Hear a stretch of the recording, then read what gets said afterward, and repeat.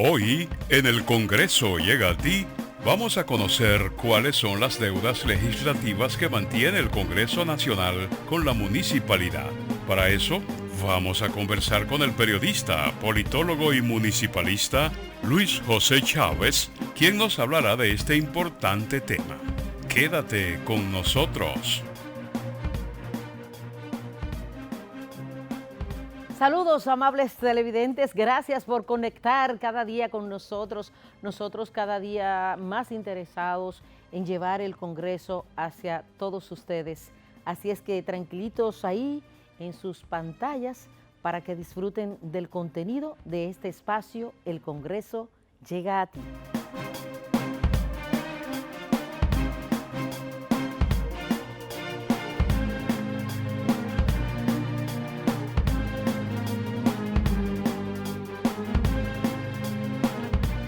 Bueno, y de inmediato nos vamos con nuestra semblanza en el día de hoy.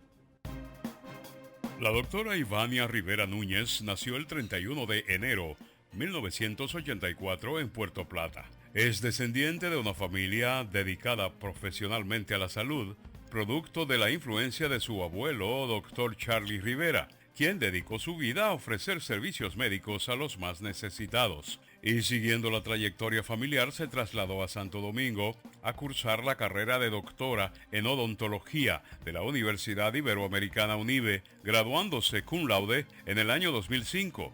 Además, realizó el diplomado en endodoncia impartido por el Centro Latinoamericano de Estudios Odontológicos. Inició a introducirse en la política desde su localidad, donde fungió como coordinadora provincial de la pre-campaña del expresidente Danilo Medina en Puerto Plata a inicios del 2010 hasta junio del 2011. Luego fue elegida como coordinadora provincial de Puerto Plata de la Juventud del Partido de la Liberación Dominicana, PLD, y posteriormente fue designada viceministra de Extensión Regional del Ministerio de la Juventud durante el periodo 2012-2016, desde donde aspiró a diputada, siendo elegida mediante el sufragio, cargo que repite en este periodo constitucional. Durante su paso por la Cámara Baja, ha participado de las comisiones de Turismo, Asuntos Marítimos y Ciencia y Tecnología. Bueno, y hoy precisamente en el Congreso Nacional de la República, en el Senado, pues fue entrevistado uno de los aspirantes a ser miembros, o a ser miembro, mejor dicho, de la Junta Central Electoral. ¿Y por qué llamar la atención sobre este aspirante? Pues justamente porque las miradas de los distintos sectores de la vida nacional han estado enfocadas hacia Eddie Olivares por sus aspiraciones y porque él pues está vinculado a un partido político, y resaltar que él pidió una licencia para poder llevar a cabo sus aspiraciones. En el día de hoy, durante su participación o su interrogatorio, porque es un interrogatorio, empezar a hacerle preguntas ahí a uno y uno contestar, pues él defendió sus aspiraciones. Eddie Olivares asistió este jueves a la Comisión Especial del Senado, designada para evaluar los nuevos miembros que integrarán el Pleno de la Junta Central Electoral.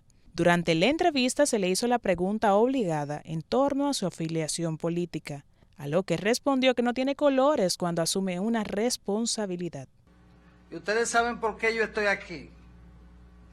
Porque yo estoy absolutamente seguro, y la gente lo sabe, porque esa ha sido mi conducta. Recordó que tras la modificación constitucional del 2010, el Tribunal Superior Electoral es el llamado a asumir asuntos particulares de los partidos políticos. Porque la Junta no es un tribunal. La Junta es un órgano administrativo. Pero en los tribunales, que sí es muy delicado, y en los tribunales constitucionales, siempre se aconseja la experiencia de jueces que hayan tenido algún tipo de relación con la actividad política. Olivares consideró que la Junta Central Electoral, como garante de la democracia dominicana, no puede imponer cosas, sino que las decisiones deben ser definidas sobre la base de los acuerdos. Además, aprovechó para defender sus aspiraciones y capacidad para dirigir el órgano comicial. Para el Congreso llega a ti, Yuber Quiscuante. Y como dice Eddie Olivares, aquí en República Dominicana nada se puede hacer desvinculado de la política. En ese mismo tenor también opinó el diputado Omar Fernández. Sí, mire, yo creo que es importante diferenciar una cosa de otra. Un tema es tener afinidad y simpatía política por una organización o por un político. Eso es normal. Todos los dominicanos sentimos afinidad por algún partido, por una organización o por un político. Otra cosa es ser miembro activo y militante de un partido. El que usted sea miembro de un partido no le hace menos serio. Pero no creo que sea el perfil que se requiere en este momento para devolver la credibilidad a la Junta Central Electoral. De forma que yo creo que lo prudente es que sean escogidas personas realmente independientes en el criterio, porque la Junta ya es independiente. Es independiente administrativamente y es independiente en sus ejecuciones también. El tema está en que ejerzan los incumbentes la verdadera independencia. Ahí es donde yo creo que está el verdadero reto y ojalá esa comisión coordinadora, evaluadora más bien, pueda a la hora de someter a su criterio quiénes serían y quiénes no, pues los mejores intereses de la República Dominicana.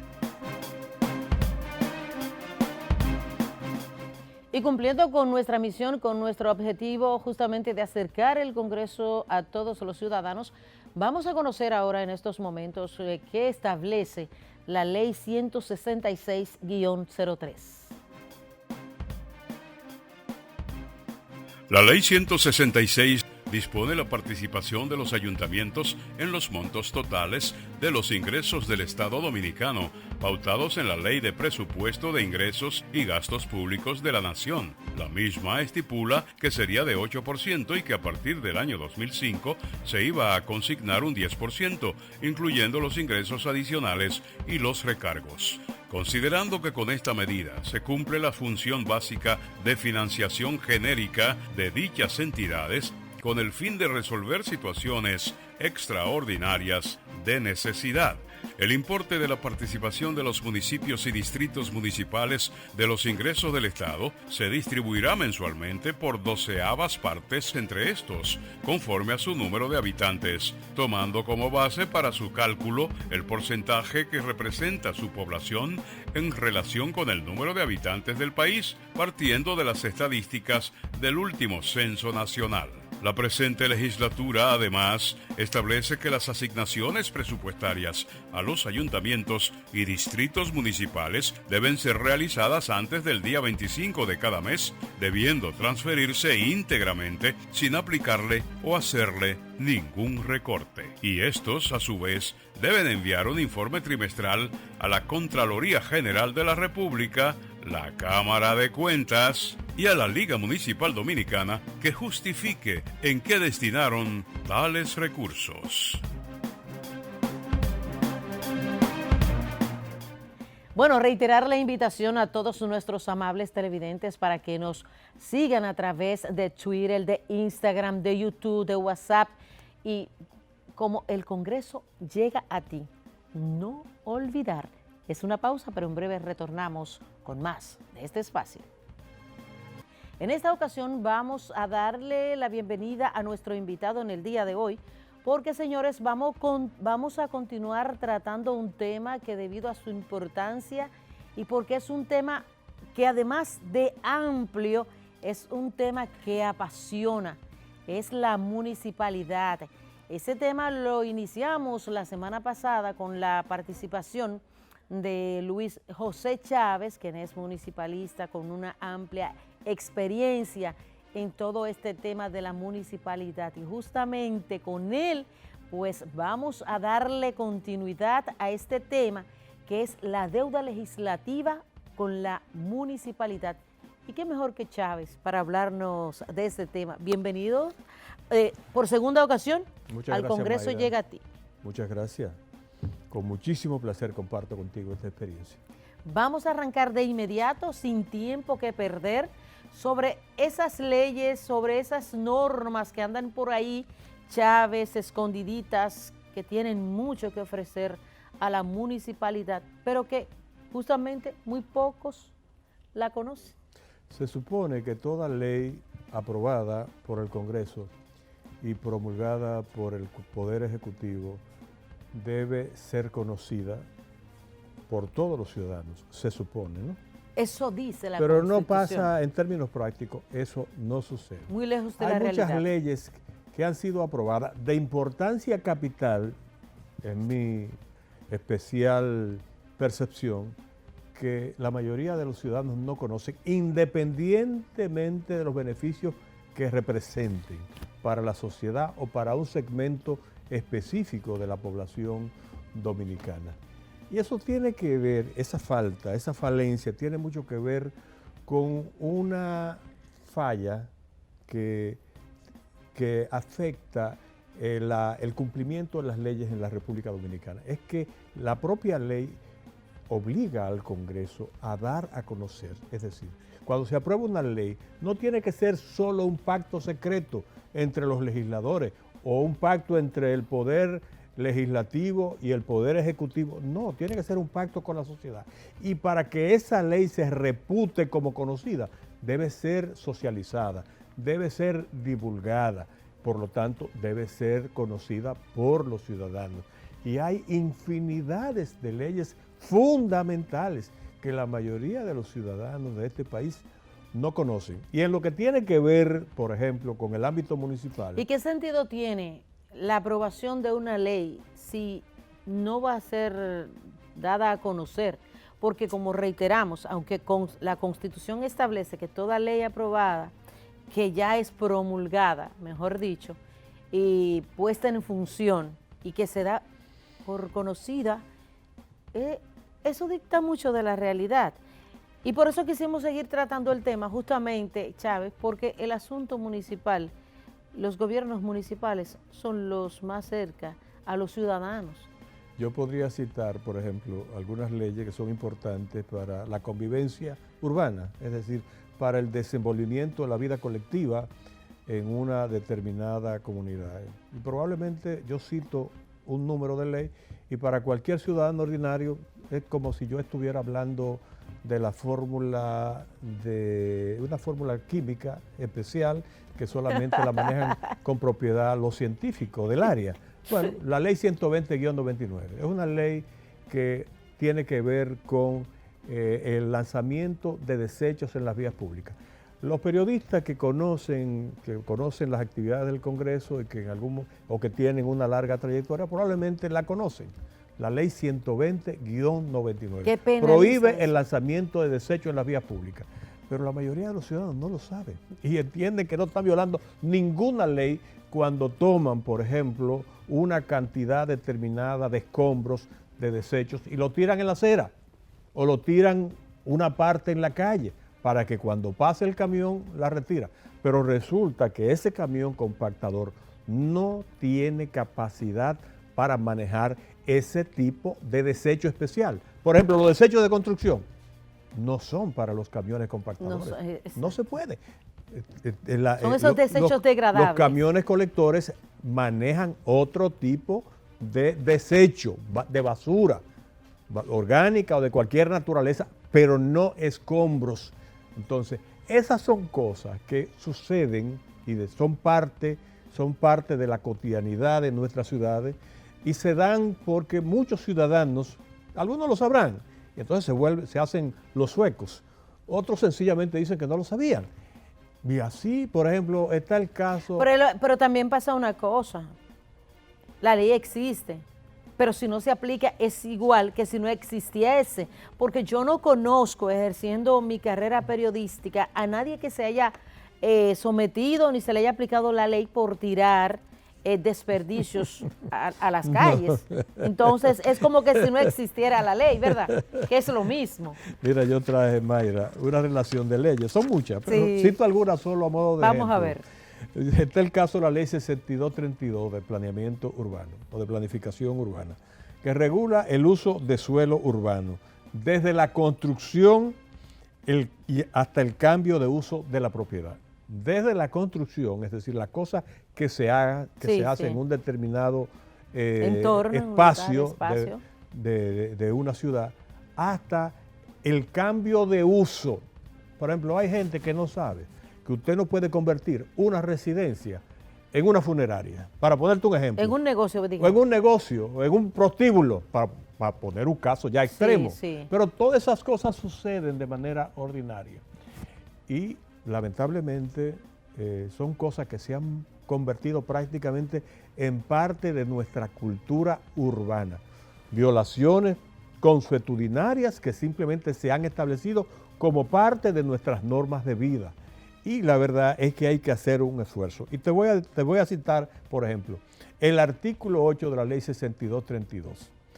Establece de manera clara que para cambiar el uso de la propiedad urbana, desde la simple construcción de una vivienda, la instalación de un establecimiento comercial o una industria, hasta el cambio de actividad de una residencia, se requiere la aprobación previa de la Dirección de Planeamiento Urbano del ayuntamiento correspondiente. ¿Cuántos casos no se conocen de manera regular en nuestros barrios donde un vecino o un grupo de vecinos se sienten agraviados, se sienten agredidos porque de repente una residencia que tenía precisamente un uso residencial es adquirida por un nuevo propietario y decide instalar ahí un negocio sin parqueo, por ejemplo, y además con el riesgo de que desarrolle algún tipo de actividad que represente un impacto ambiental negativo. Para el entorno, y exacto, que no se adecue al entorno. Eso es muy importante. Y yo cuando digo esto, evidentemente, no quiero plantearlo como una denuncia ni como un cuestionamiento a las autoridades municipales. Las nuevas autoridades municipales que asumieron justamente en medio de la pandemia han estado centradas todas prácticamente en un tema fundamental, es decir, no, y que no es algo que se está haciendo ahora, eso está ahí. Lo que se está buscando es una situación de siempre, es que se tome carta en el asunto y que se puedan corregir. Pero realmente se requiere. Primero, que las autoridades se ocupen de divulgar este tipo de disposiciones que favorecen la calidad de la vida urbana, y segundo, que los ciudadanos también se interesen por conocer las leyes. Y yo tengo aquí, y voy a leer solamente los títulos. La Ley 6400 sobre Medio Ambiente y Recursos Naturales. Si el ciudadano interesado en cómo funciona la ciudad la examina, se va a dar cuenta que ahí hay muchas medidas que favorecen la calidad y las condiciones de vida en el entorno donde viven. Está la Ley Institucional de la Policía, que le atribuye responsabilidades a la policía en materia de gestión de los espacios públicos, de actividades que tienen algún tipo de impacto en el entorno donde residen. Normas ambientales para la protección contra el ruido, emitida por el Ministerio de Medio Ambiente. Y te cito un párrafo. Esta norma establece los niveles máximos permitidos y los requisitos generales para la protección contra el ruido ambiental producido por fuentes fijas y móviles que han de regir en todos los lugares del ámbito nacional, así como los términos y definiciones de referencia. Estas son las cosas que la mayoría de la gente no conoce, y yo creo que hay que hacer un esfuerzo por empoderar mejor a los ciudadanos y a la sociedad en sentido general de esas disposiciones. Deben conocerlas, y las autoridades, comenzando por el Congreso Nacional, que cuando emite una ley debería ocuparse de desarrollar un esfuerzo básico, esencial, de difusión para que los ciudadanos entiendan y conozcan la naturaleza de cada ley aprobada. Existe, por ejemplo, la Ley 87-01. Bueno, ya esto es una ley que tiene que ver con la Ley de Seguridad Social. Pero porque yo traje una relación de muchísimas leyes importantes que han sido aprobadas, que establecen compensaciones o beneficios o algún tipo de reivindicaciones para determinados segmentos de la población y que la gente no lo sabe. Por ejemplo, esa ley establece beneficios específicos para la población envejeciente, para los adultos mayores. Se cumplen, por ejemplo, como tarifas especiales en el transporte, como tarifas especiales en los hoteles.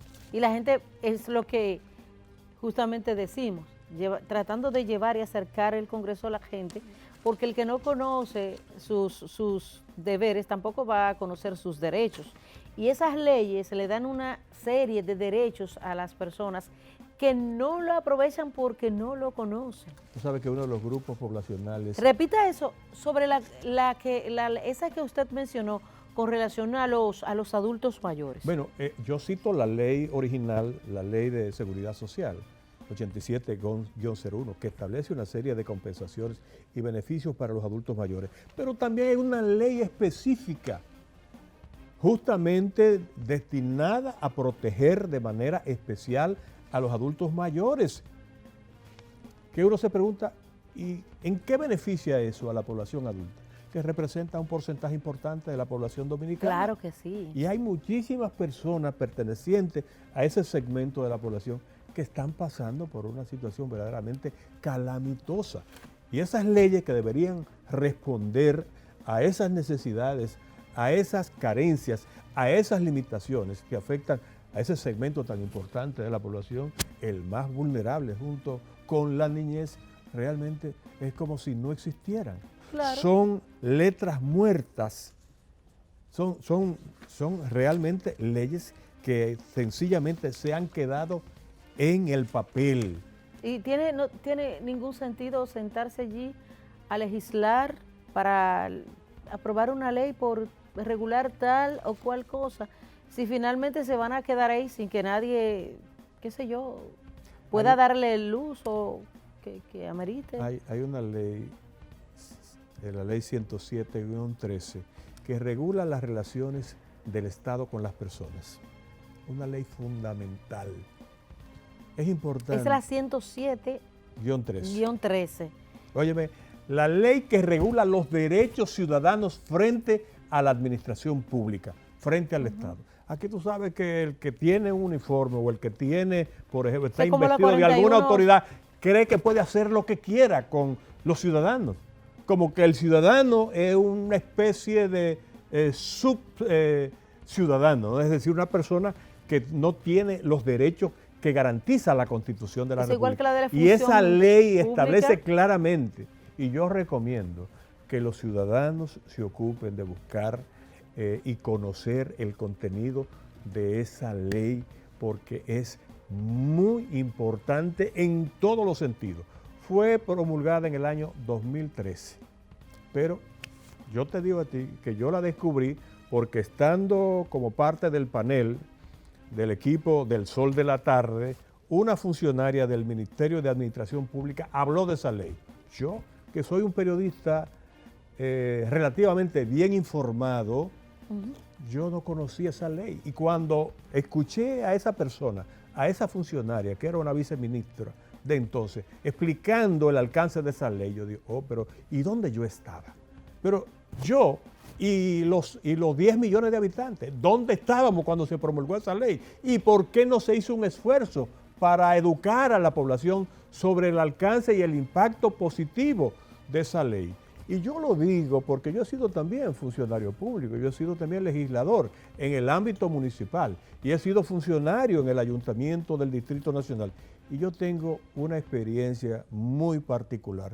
Fue cuando nosotros aprobamos en la gestión del entonces síndico Johnny Ventura el Reglamento Municipal de Publicidad Exterior. Si nosotros hubiéramos aprobado ese reglamento o esa resolución y no lo damos a conocer, todo lo que pasaba en términos de contaminación visual en la ciudad de Santo Domingo, hubiéramos seguido como tal cosa. ¿Tú sabes lo que hicimos? Primero, socializamos el proceso de aprobación de la ley. Convocamos a las empresas de publicidad, a las empresas de valla, convocamos también a las juntas de vecinos, convocamos representantes del sector turístico, convocamos a los representantes, por ejemplo, de los promotores artísticos, que tú sabes que antes colocaban unas pancartas en los árboles para anunciar los eventos artísticos que había. Convocamos a los partidos políticos, a los secretarios de prensa y propaganda, y después convocamos a los candidatos presidenciales y se la presentamos. Eso fue en el año 1999 cuando se aprobó esa resolución. Y yo recuerdo la respuesta que dio el entonces candidato presidencial del PRD, Hipólito Mejía. Dijo, no voy a pintar ni una piedra. ¿Y qué hicieron los demás? Lo mismo. Señores, miren, salgan a caminar por la ciudad de Santo Domingo y se van a dar cuenta que es una ciudad despejada, visualmente despejada, limpia. No hay cruzacalles. ¿Ustedes se acuerdan lo que eran los cruzacalles en las avenidas y en las calles de la capital dominicana? Eran el techo, esos cruzacalles colgando, pero además las paredes llenas de afiches, de pancartas, paredes pintadas con letreros políticos o comerciales, un verdadero desorden. Bueno, justamente por todo eso que ha mencionado Chávez con relación al desconocimiento que tienen los ciudadanos con relación a leyes muy importantes, es que creemos que este esfuerzo que está haciendo este equipo de hombres y mujeres de llevar el Congreso hacia toda la ciudadanía, acercar el Congreso a los ciudadanos, pues está valiendo la pena, y una muestra de ello es la explicación, la exposición que ha hecho para todos ustedes Luis José Chávez, a quien agradecemos, y que le vamos a decir, el tiempo para explicar estos temas siempre será insuficiente. A ustedes muchas gracias por acompañarnos y les invito a que continúen en sintonía con el canal 4RD, con RD Noticias, y mañana, bueno, Chávez me pide un minutito. No, solamente para decir que yo soy asesor honorífico de la alcaldesa Carolina Mejía.